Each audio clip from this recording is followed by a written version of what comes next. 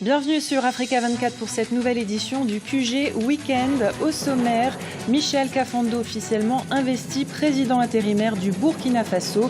La cérémonie d'investiture de ce vendredi a vu la participation de plusieurs chefs d'État africains. Les réactions dans cette édition.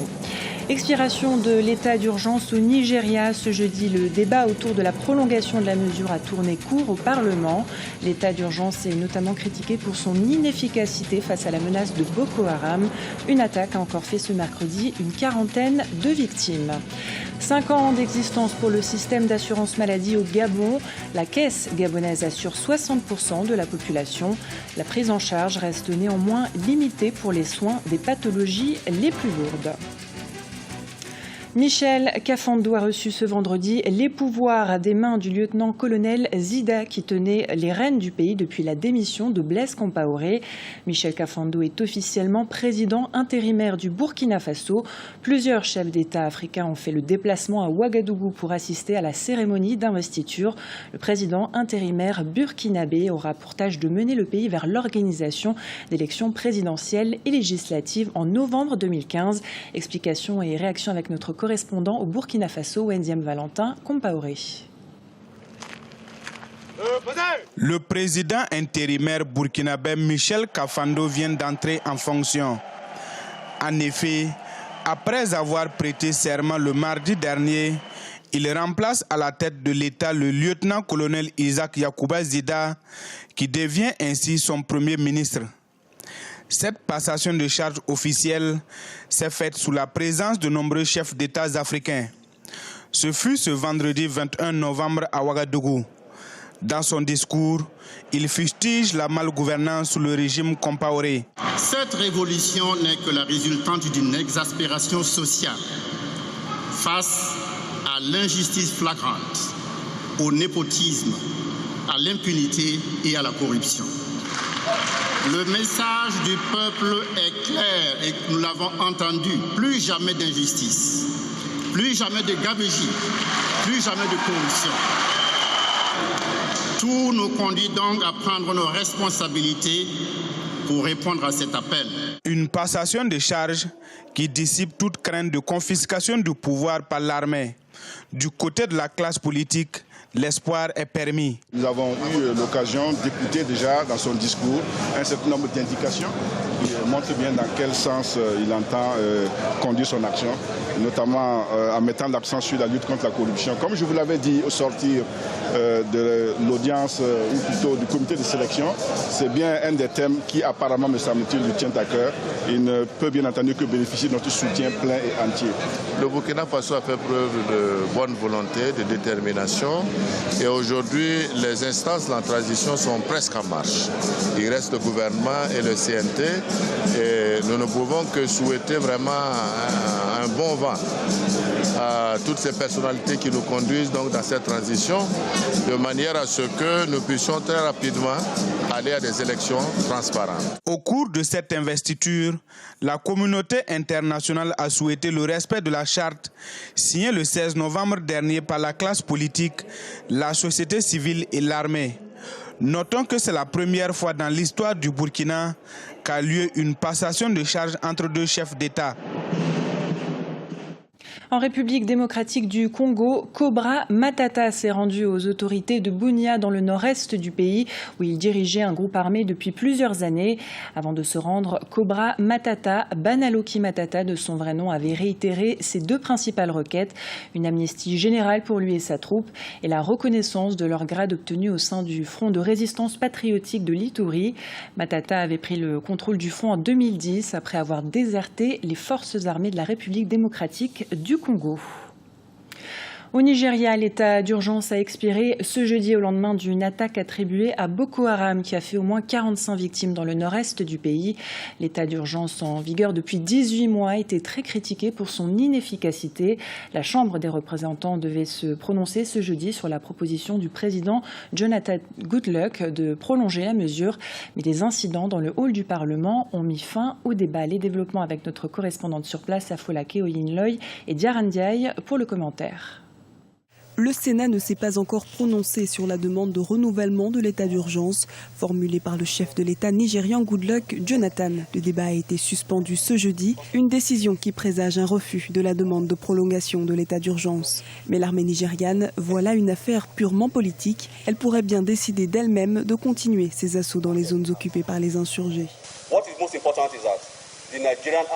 Ce qui est le plus important, c'est que l'armée nigériane n'abandonnera pas le territoire de la République fédérale du Nigeria dans les mains des insurgés et des terroristes. Ça, c'est une garantie.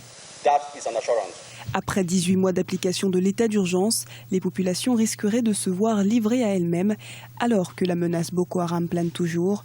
Dans certaines zones, l'armée s'appuie sur des groupes civils. À cet effet, ils connaissent le terrain, ils connaissent les gens, ils savent certaines choses, donc utiles pour des renseignements. L'armée nigériane peut les utiliser parce que nous avons nos propres sources aussi, différentes de celles des chasseurs de la JTF civile. Le chef d'état-major de l'armée nigériane, Olajide Laleye, ne mentionne pas les villes sous contrôle de l'armée. Il affirme que les opérations militaires pour reprendre les territoires sont toujours en cours. Il serait de ce fait précipité de citer les villes définitivement reprises. En Tunisie, à la veille de l'élection présidentielle, la haute autorité indépendante de la communication audiovisuelle a rappelé l'interdiction de diffuser dans les médias des sondages. Une interdiction qui vaut pour les 2 tours de la présidentielle.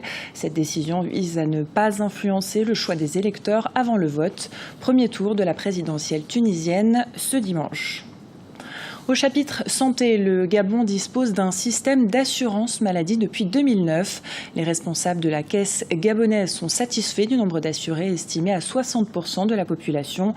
Du côté des assurés, la prise en charge des soins pour les lourdes pathologies est encore attendue, d'autant que ces médicaments sont souvent les plus chers. À Libreville, correspondance de Douglas Totoumé.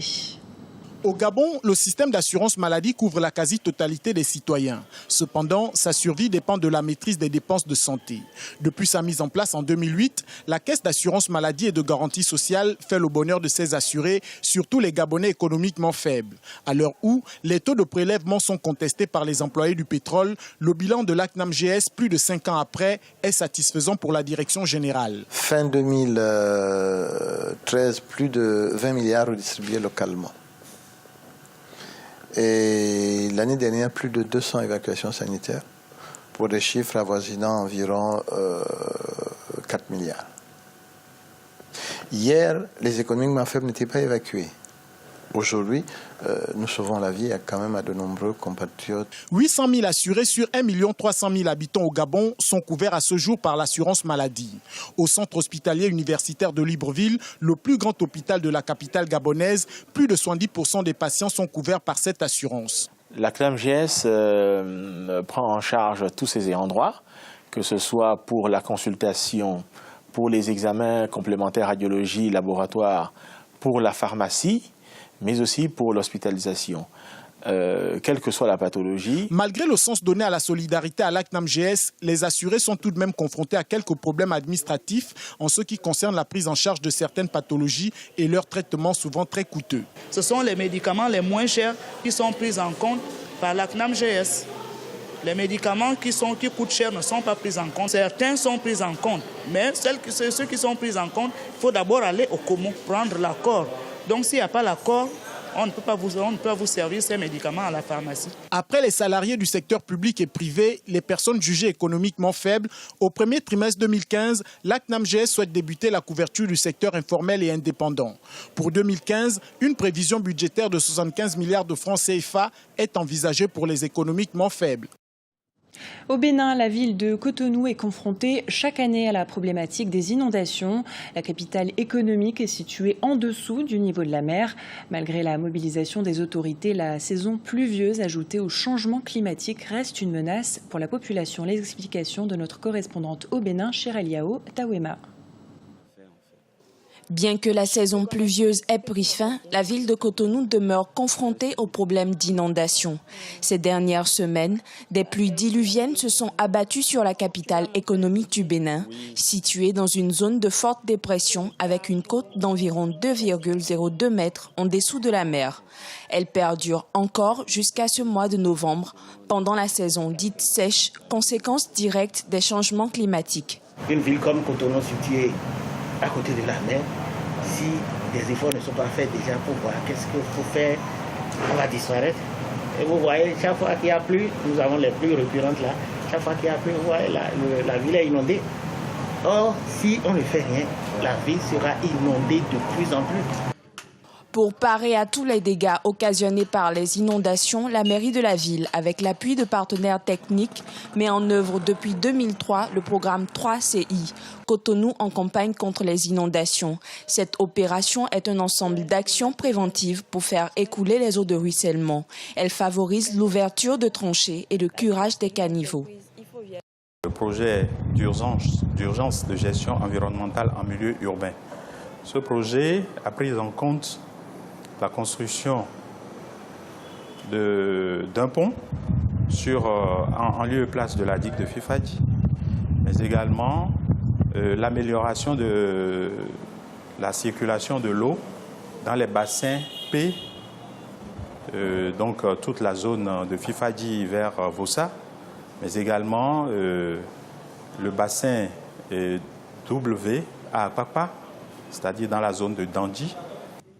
Les constructions anarchiques dans le lit des eaux sont la cause première de ce phénomène.